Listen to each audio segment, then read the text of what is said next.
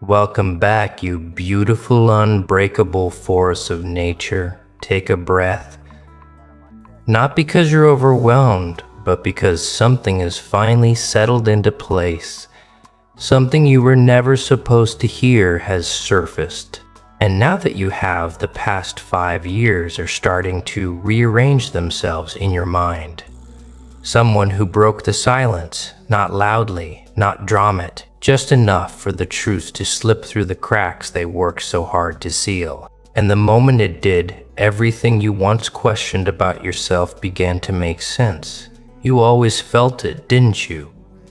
That subtle wrongness, that low hum beneath conversations, the way rooms felt different after you left them, the way smiles lingered half a second too long, the way you told yourself you were overthinking, you tried to be generous, you tried to assume the best.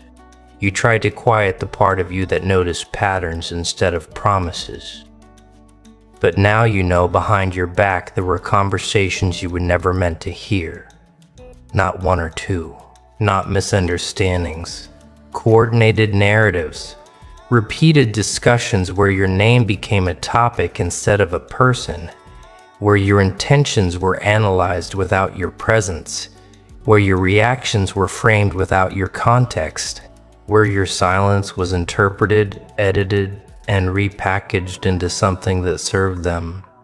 And the most unsettling part isn't that it happened, it's how calmly it happened, how ordinary it was for them. They didn't start out cruel. It never does. It started with concern, with just wanting to understand, with I don't know how to say this but, and slowly, subtly, concern became consensus. Consensus became certainty, became permission. Simone finally admitted it, not because you demanded answers, not because you exposed anything, but because guilt, when carried long enough, rots from the inside.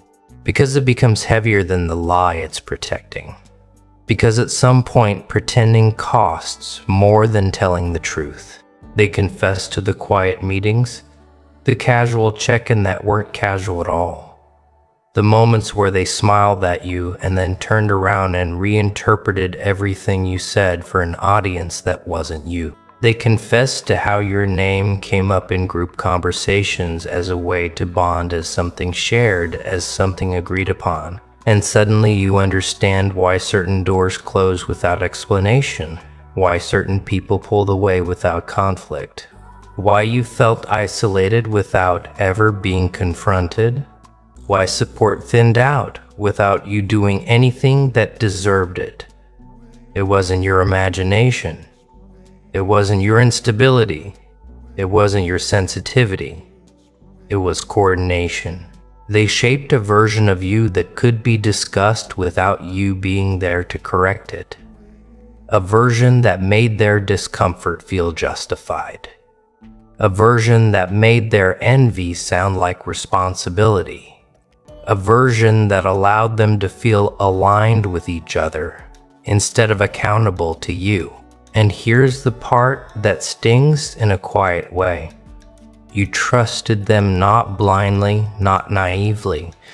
You trusted them because you assumed people spoke directly when something was wrong. You assumed honesty was the default.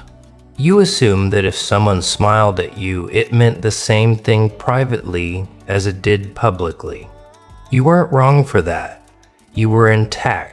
They used your openness as access, your vulnerability as material, your humanity as something to be managed instead of respected. And while they were busy managing the story of you, they never noticed what you were actually doing. You were surviving. You were learning how to stand in rooms where the temperature kept dropping. You were learning how to self-regulate without validation. You were learning how to trust yourself even when the feedback made no sense. You were learning how to be quiet without disappearing. That's the part they never planned for. They assumed confusion would break you. That doubt would make you pliable. That isolation would make you come back smaller, more agreeable, more willing to accept whatever version of yourself they handed back to you. Instead, you grew clearer. You stopped over-explaining. You stopped chasing understanding from people committed to misunderstanding you. You stopped performing emotional labor for rooms that benefited from your exhaustion. You didn't get louder. You didn't get dramatic. You got precise, and that terrified them. Because when someone doesn't react the way the script expects, the script falls apart. When someone doesn't defend themselves against an accusation they were never given, the accusation has nowhere to land.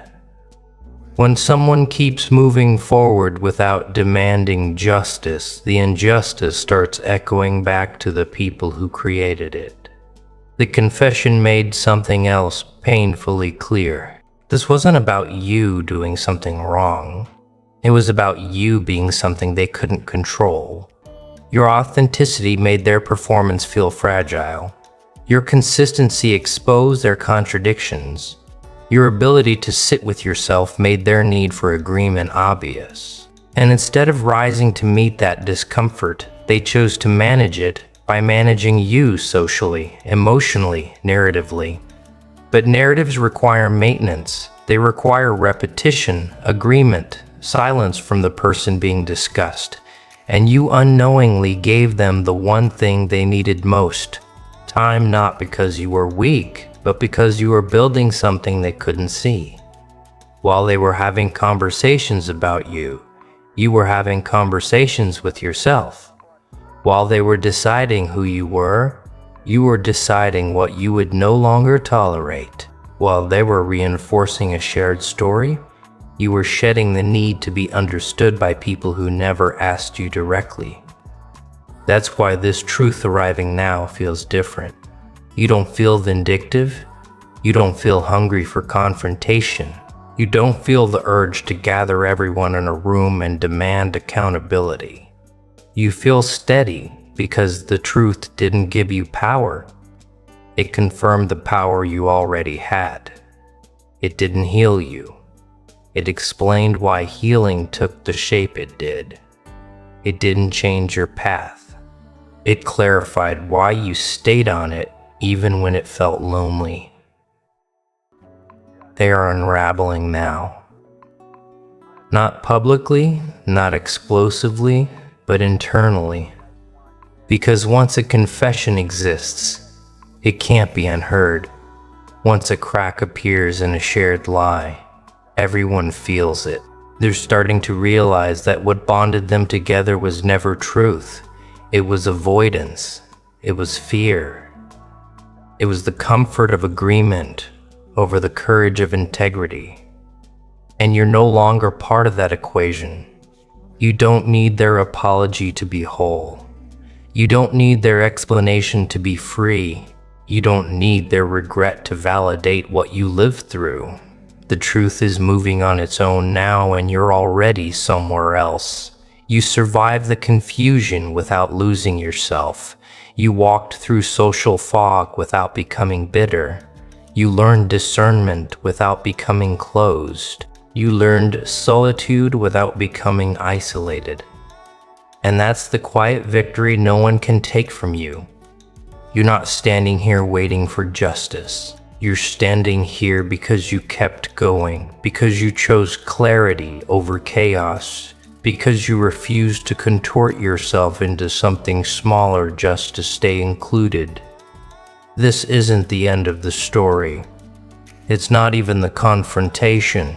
It's the moment before the next chapter where you finally understand why everything unfolded the way it did, and why you don't need to go back and explain anything to anyone. You're already moving forward, and the truth is finally trying to catch up. It's strange how that works, isn't it? How the truth never rushes, never panics, never forces its way into the room. It just walks at its own pace, knowing it will eventually arrive wherever it's needed. You don't have to chase it. You don't have to drag it behind you like proof. It follows quietly, correcting the record one realization at a time. What you're feeling now isn't shock anymore. That past it isn't rage either. That phase came and went when no one was watching. What you're feeling now is orientation, like standing at the top of a hill after a long climb and finally seeing the full landscape of where you've been. You can trace the path now, every wrong turn, every moment you blamed yourself for things that were never yours to carry. Remember how often you replayed conversations in your head, wondering what you said wrong? How you tried to adjust your tone, your boundaries, your expectations, thinking maybe if you were softer, clearer, quieter, more accommodating, things would settle. You weren't adjusting because you were flawed.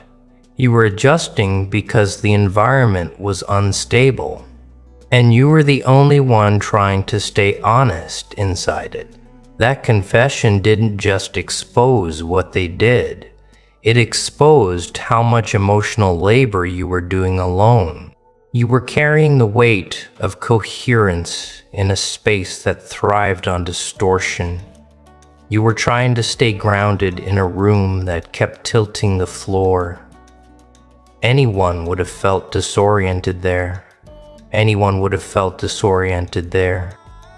Everyone would have questioned themselves. But look at what you didn't lose. You didn't lose your values. You didn't lose your capacity for empathy. You didn't lose your sense of self even when it was constantly being reframed without your consent. That matters more than you realize. Because now as the truth begins to circulate, not loudly, not dramatically, but subtly, you're seeing something else happen. People are starting to hesitate before repeating the old narrative. Conversations feel awkward where they used to feel confident.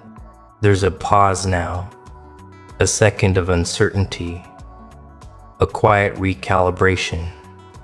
Not because you demanded it, but because lies age badly.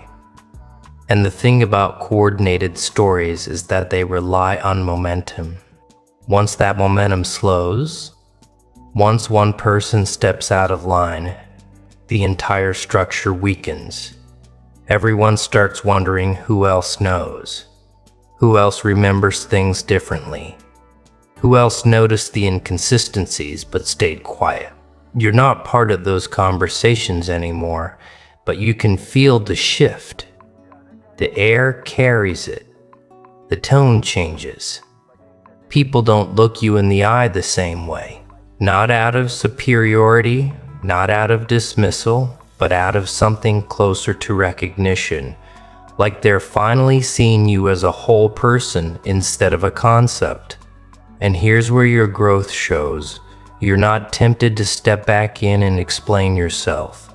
You're not tempted to gather receipts or correct the timeline or clarify every misunderstanding. You don't need to, because the version of you they discussed doesn't exist in your body anymore. You outgrew it while they were busy defining it. That's the part that keeps you steady. You've already grieved the loss of what you thought those connections were. You already sat with the loneliness. You already did the work of rebuilding trust internally when it couldn't be found externally. So when the truth arrives late, it doesn't destabilize you. It simply confirms something you learned the hard way. That clarity doesn't always come with company. You're different now in ways that are difficult to explain, but impossible to undo. You notice how selective you've become. Not closed, not guarded, just precise. You don't overshare to create closeness anymore. You don't perform understanding to keep the peace.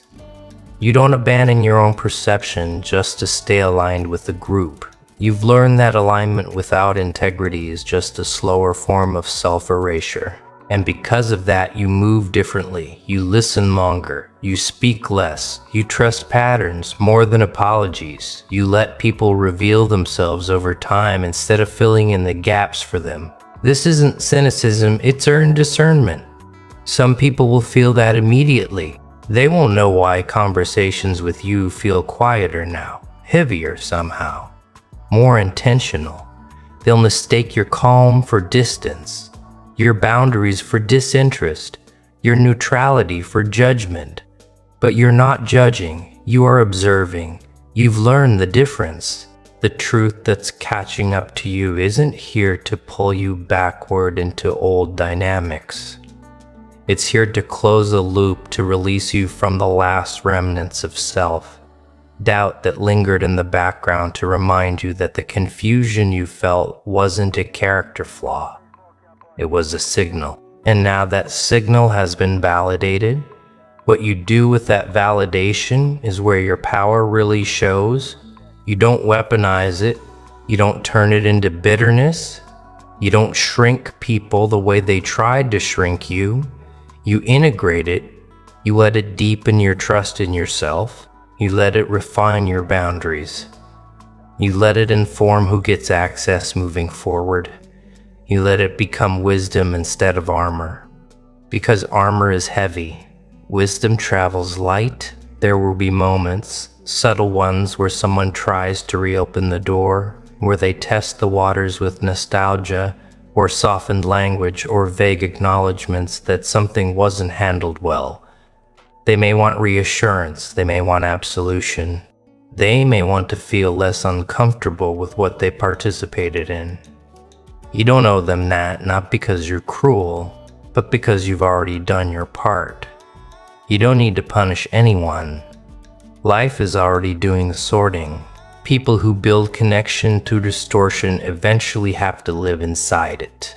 People who avoid directness eventually drown in implication. People who outsource their conscience to a group eventually lose the ability to stand alone. You learned how to stand alone without losing yourself. That's not a small thing.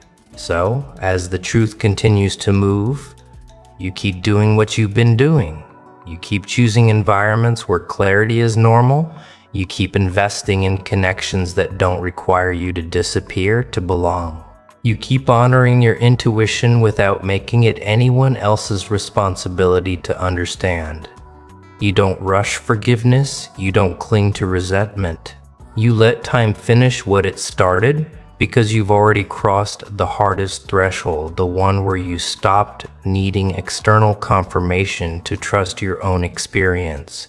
Everything after that is integration. You may never get a moment where everyone acknowledges what happened in unison. There may never be a neat ending where all the pieces are explained out loud. And surprisingly, that no longer bothers you, because peace doesn't require consensus. It requires coherence. And you have that now. You know who you are. You know what you lived through. You know why it felt the way it did. The truth didn't arrive to change you. It arrived to free you from questioning yourself. And as you continue forward, lighter than you've been in years, you don't look back to see who's finally catching up. You don't slow your pace to make the story easier for anyone else to process. You just keep walking, not away from the past, but beyond it. You foreign. Would you say love to the foreign speech? Foreign speech, yeah. For God, for the heart of it, Daenerys.